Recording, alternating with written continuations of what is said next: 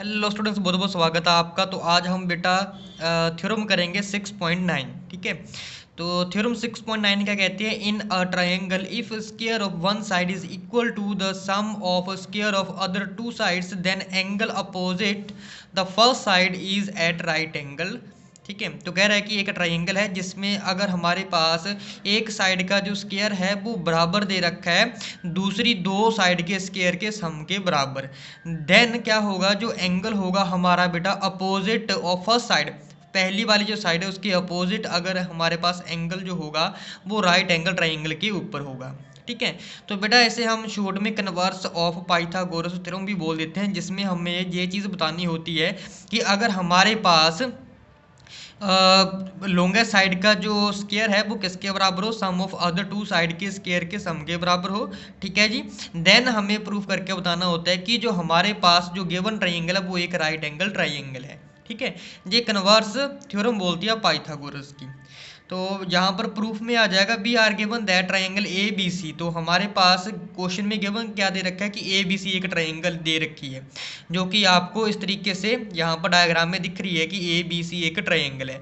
इसमें हमें क्वेश्चन में और क्या गिवन दे रखा है कि जो बेटा ए सी का स्क्वायर है, जो हाइपोटेनस है ए सी का स्क्वायर किसके बराबर है? A B square plus B C square के बराबर।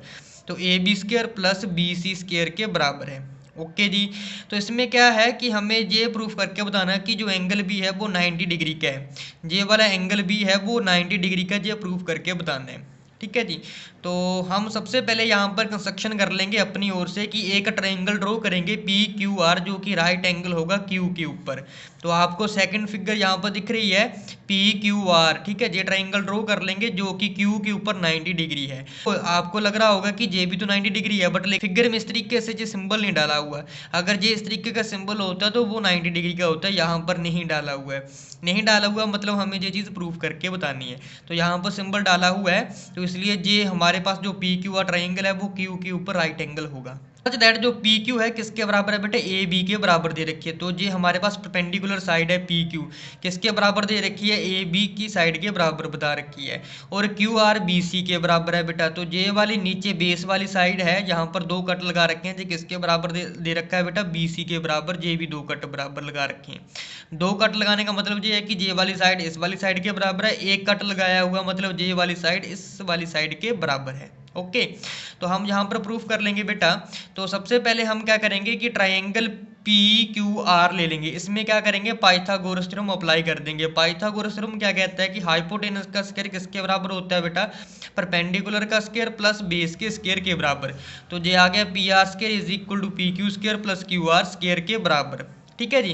तो इसमें पाइथागोरस थ्योरम कब लगेगी? ये हमेशा याद रखना कि अगर कोई हमारे पास ट्रायंगल राइट एंगल है तो उसमें ही हमेशा पाइथागोरस थ्योरम अप्लाई होती है। ठीक है।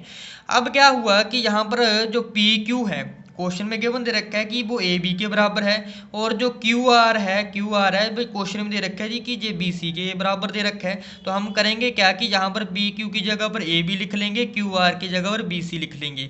तो हमारे पास इक्वेशन क्या बन के तैयार होगी? पी आर स्क्वायर किसके बराबर होगा? A B square plus B C square के बराबर होगा। ठीक है। ये हमारे पास बाई कंस्ट्रक्शन आई है, जो हमने कंस्ट्रक्शन ड्रॉ की है। इसे हम क्या दे देंगे बेटा? Equation number 1।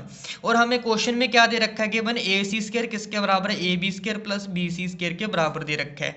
आप देख भी सकते हो। तो क्वेश्चन में देखो जो ए सी की वैल्यू है स्क्वायर की वो किसके बराबर है? A B square plus B C square के बराबर है। और साथ में जो अभी हमने कंस्ट्रक्शन के द्वारा प्रूफ किया है कि जो पी आर का स्क्वायर है वो A B square plus B C square के बराबर है। तो इसमें जो है बेटा अगर दोनों इक्वेशन को देखोगे कि जो राइट हैंड साइड है A B square plus B C square, A B square plus B C square, ठीक है, तो इन दोनों की जो है राइट हैंड साइड बराबर है, तो इनकी लेफ्ट हैंड साइड भी क्या आ जाएगी? बराबर आ जाएगी। तो यहाँ से ये प्रूफ होता है कि जो ए सी का स्क्वायर है वो किसके बराबर आ जाएगा? पी आर के स्क्वायर के बराबर आ जाएगा। तो बेटा ये प्रूफ हो गया कि जो ए सी है वो किसके बराबर आ जाएगा? पी आर के बराबर आ जाएगा। ठीक है। तो दोबारा से लेके ऐसे इक्वेशन नंबर 2 दे सकते हो। तो लिख सकते हो कि इक्वेशन 1 और इक्वेशन 2 को कंपेयर करेंगे तो हमारे पास ए सी पी आर के बराबर आ जाएगा। अब हम क्या करेंगे? जो ट्राइंगल ए बी सी और पी क्यू आर ट्राइंगल है उसमें हमें देखो क्वेश्चन में A B is equal to B Q के पी क्यू के बराबर दे रखा है, और बी सी क्यू आर ये भी बाय कंस्ट्रक्शन है हमारे पास। ठीक है। और ए सी किसके बराबर है? पी आर के बराबर है, जो हमने अभी अभी प्रूफ किया है इक्वेशन नंबर 3 से आ जाएगा। अब आप यहाँ से देख सकते हो कि तीनों साइडें दोनों ट्रायंगल की एक बराबर है। तो जो दो ट्रायंगल थे हमारे पास ए बी सी और पी क्यू आर, तो दोनों क्या हो गए बेटा हमारे पास सिमिलर हो गया। कौन सी कॉन्ग्रुएंसी लगी है? Side side side. ठीक है जी। तो अब by C P C T के द्वारा क्या हो जाएगा कि जो एंगल क्यू होगा वो बी के बराबर हो जाएगा।